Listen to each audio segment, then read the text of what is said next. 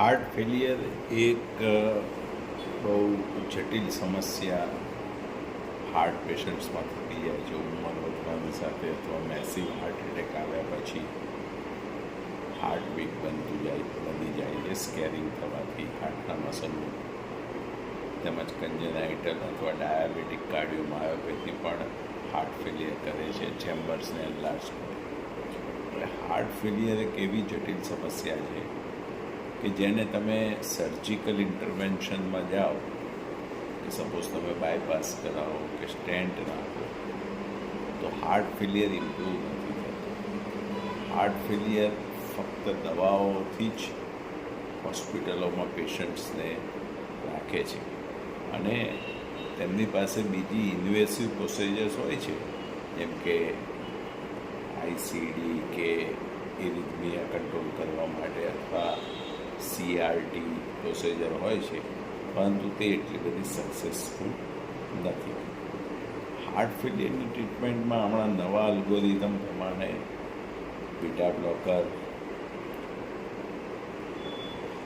ઇના limited dose, SGLT2 inhibitors, then ARNIs, then MRA, mineralocorticoid antagonist, તેમજ વાઝોડાયલેટર્સ, આ બધી દવાઓનો ઉપયોગ થતો હોય છે.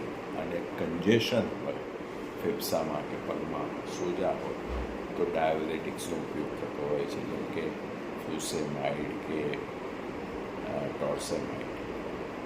પરંતુ હાર્ટ ફેલિયરના દર્દીમાં કિડની ફેલિયર એક સામાન્ય રીતે જોવા મળતી વસ્તુ છે, કારણ કે હાર્ટ ફેલિયરમાં કાર્ડિયાક આઉટપુટ ઘટવાથી રિનલ પરફ્યુઝન પ્રેશર ઘટે છે અને તેનાથી કિડની ફેલિયર થતું હોય છે, પર્ટિક્યુલરલી ડાયાબિટીક પેશન્ટ્સમાં. એટલે તેવા પેશન્ટ્સમાં MRA, મિનરાલોકોર્ટિકોઇડ એન્ટાગોનિસ્ટ ન અપાય, પરંતુ એક નોન સ્ટીરોઇડલ MRA નીકળી છે કે જે ફિનરેનોન, કે જે નોન સ્ટીરોઇડલ દવા છે અને જે તમારા હાર્ટ ફેલિયરમાં અને ડાયાબિટીક કિડની ફેલિયરમાં તે કિડનીનું ડેક્લાઇન થતું અટકાવે છે અને કિડનીને ફંક્શનને ઇમ્પ્રૂવ કરે છે, હાર્ટ ફંક્શનને ઇમ્પ્રૂવ કરે છે.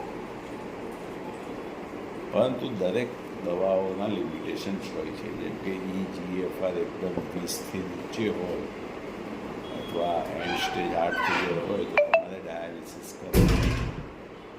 અને કિડની પેશન્ટ્સમાં, ડાયાબિટીક કિડની પેશન્ટ્સમાં, એટલે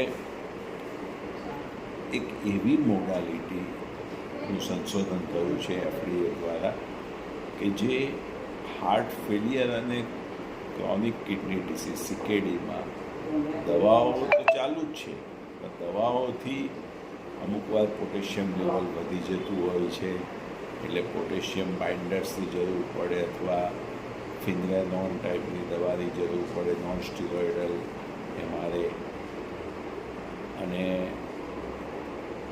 બીજી જે દવા આપણે આગળ બતાવી તે પ્રમાણે ચાલુ રાખવી. પરંતુ ECP એક એવી મોડાલિટી છે કે જે હાર્ટ ફેલિયર માટે એપ્રૂવ કરવામાં આવી છે FDA દ્વારા ઓલ ઓવર વર્લ્ડમાં. હવે એ મોડાલિટીમાં એવું છે કે પેશન્ટે સૂઈ જવાનું હોય છે, રોજ 1 કલાક ટ્રીટમેન્ટ લેવાની હોય છે, નોન સર્જિકલ, અને પગમાં 3 ભાગમાં કફ બાંધવામાં આવે છે, કાફ મસલ મિડલ થઈને અપર થાય, ચેસ્ટમાં ECG જેમ ઇલેક્ટ્રોડ્સ લગાડવામાં આવે છે અને હાથમાં પલ્સ ઓક્સિમીટરની જેમ પ્લેથિસ્મોગ્રાફ લાગે છે. એટલે ECG અને હાર્ટ રેસિપ્રોકેટ ઇન્ડાયરેક્ટલી હોય છે.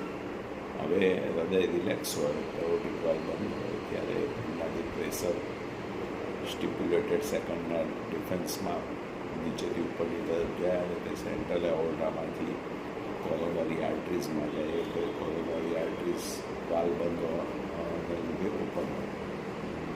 અને સાથે સાથે જો તમારે વેનસ રિટર્ન કન્જેસ્ટિવ હાર્ટ ફેલિયર હોય તો વેનસ રિટર્ન તમારે અપાય નહીં, એટલે તેના પ્રોટોકોલ્સ અલગ હોય છે.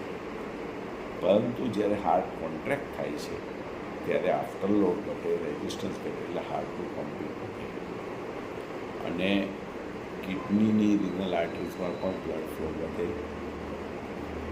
એટલે ECP એક એવી મોડાલિટી છે કે જે હાર્ટ ફેલિયર અને ક્રોનિક કિડની ડિસીઝ, કિડની ફેલિયરના પેશન્ટ્સમાં મેડિસિન્સની સાથે ખૂબ જ સારા રિઝલ્ટ આપે છે. એટલે હાર્ટ ફેલિયરના દર્દીને કે જેને ડાયાબિટીક હોય, ડાયાબિટીકની દવા ઓછી થઈ જાય, કિડની ફેલિયર હોય, ક્રિએટિનિન જમ્પ થતું હોય, EGFR ઘટતો જતો હોય તેવા પેશન્ટ્સમાં ECP ટ્રીટમેન્ટ એક આશીર્વાદરૂપ છે. અમે અમારો heart and vascular care ECP master સેન્ટરમાં અમદાવાદમાં હાર્ટ ફેલિયર અને કિડની ફેલિયર્સના પેશન્ટ્સને ટ્રીટ કરવાનું કામ કરીએ છીએ. એટલે હાર્ટ ફેલિયરમાં ઘણી દવાઓનું સંશોધન થયું છે, પરંતુ તેનાથી હાઇપર કેલેમિયા, પોટેશિયમ લેવલ વધતું હોય છે. એટલે તે બહુ જ વિચારીને દવાઓનું સેટિંગ કરવું પડે અને વોલ્યુમ ઓવરલોડને કંટ્રોલ કરવો પડે, તેમજ હાઇપોટેન્શનને પણ કંટ્રોલ કરવું પડે. એટલે એરિથમિયાને પણ કંટ્રોલ કરવા પડે, ઇલેક્ટ્રોલાઇટ ઇમ્બેલેન્સ આવે. એટલે હાર્ટ ફેલિયરમાં દવાઓની સાથે અને દવાઓ ઘટાડવામાં, પર્ટિક્યુલરલી ડાયાબિટીક અને હાર્ટ ફેલિયર અને કિડનીની દવાઓ ઘટાડવા ECPનો કોર્સ લેવો ખૂબ જ જરૂરી છે. સોમથી શુક્ર રોજ 1 કલાક લેવાનું હોય છે. તેવા 7 અઠવાડિયા અથવા 8 અઠવાડિયા, depends on the patients condition. That is the real remedy of heart failure with CKD.